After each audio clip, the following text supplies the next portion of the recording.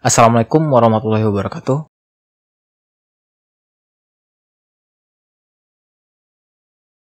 Sebelum roda berputar mendorong kendaraan, putaran tersebut berasal dari kruk as yang terhubung melalui sistem transmisi. Dan putaran pada kruk as berasal dari gerakan naik turun piston.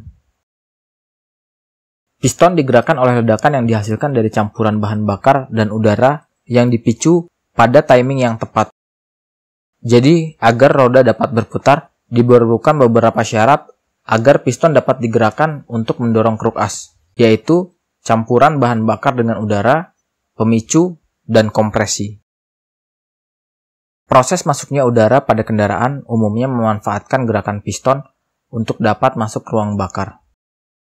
Ruang bakar yang kosong akan terisi udara jika piston bergerak dari titik mati atas ke titik mati bawah dengan kondisi klep hisap terbuka. Udara akan mengalir dari atmosfer ke ruang bakar yang tekanannya lebih rendah. Pada mesin bensin, udara dapat dicampur dengan bahan bakar sebelum masuk ke ruang bakar atau langsung di ruang bakar. Pada mesin diesel, bahan bakar akan dicampur langsung ke ruang bakar dengan menggunakan injektor. Jumlah bahan bakar yang dicampur dengan udara tidak boleh kurang dari batas tertentu agar pembakarannya tetap dapat mendorong piston.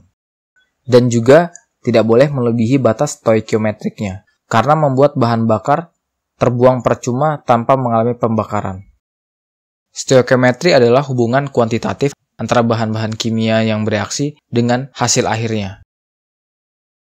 Mesin bensin memiliki perbandingan stoikiometrik ideal 14,7 banding 1, yang artinya 14,7 minimal massa udara harus dicampur agar satu massa bahan bakar dapat bereaksi secara sempurna.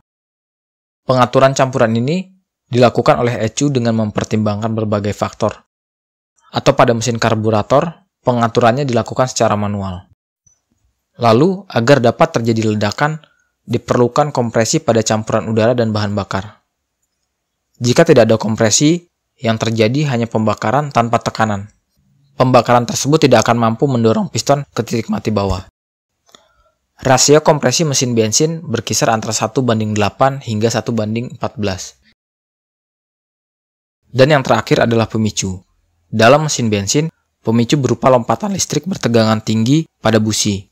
Listrik ini berasal dari gerakan magnet yang menginduksi gulungan kabel. Pada mobil disebut alternator, sedangkan pada sepeda motor disebut spool. Namun keduanya memiliki prinsip kerja yang sama meskipun bentuknya terlihat berbeda. Percikan ini harus terjadi pada saat yang tepat agar terbentuk ledakan. Sebelum listrik masuk ke busi, listrik tersebut terlebih dahulu ditimbun di kapasitor yang berada pada ECU atau CDI. Lalu ECU akan melepaskan listrik tersebut jika posisi piston sudah berada tepat sebelum langkah pembakaran.